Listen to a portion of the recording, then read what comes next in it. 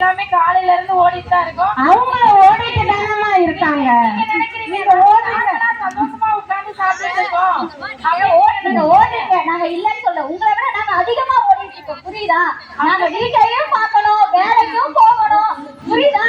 எங்களால நிம்மதியா ரிலாக்ஸா டீ குடிக்க முடியுதா? ஃபர்ஸ்ட் எங்களுக்கு எவ்வளவு ஸ்ட்ரகிள் இருக்கு தெரியுமா? அம்மா டீ குடிக்க முடியலையாமா அவங்களால?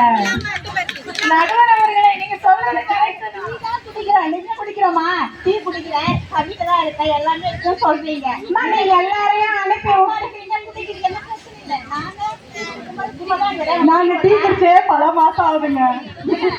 பால் வாங்கி குடிக்கிறதுக்கு டைம் யோசிக்கிறோங்க. எங்களுக்கு டைம் ஆகுதுன்ட்டு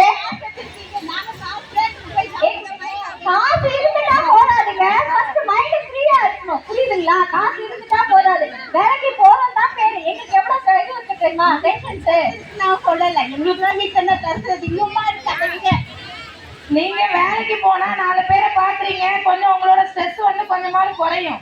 எங்களுக்கு வந்து அப்படி கிடையாது. நாங்க வீட்லயே இருந்துட்டு மாமியார் முகத்தை பார்த்துக்கிட்டு, நாத்தனார் முகத்தை பார்த்துக்கிட்டு எவ்வளவு கஷ்டமா உங்களுக்கு. பேசுற பேச்செல்லாம் கேட்டுட்டு உட்கார்ந்து இருக்கிற மாதிரி உங்களுக்கு தெரியுது. ஆனா உங்களுக்காவது 4 பேர்கிட்ட பேசி உங்களோட மனசுல உள்ள ஆதங்கத்தை நீங்க சொல்லிடுவீங்க. வேலைக்கு போற இடத்துல எங்க வீட்டுக்கு நிறைய கஷ்டத்தையும் சொல்லிட்டு இருக்க முடியும். வர கஸ்டமரை என்ன எப்படி ஹேண்டில் பண்ணி பேசறதுதான் முடியும். நாங்க வீட்டுல உட்கார்ந்து நம்ம பேசிட்டு இருக்க முடியும். உண்மைமா உண்மை. நீங்க வீட்டுக்கு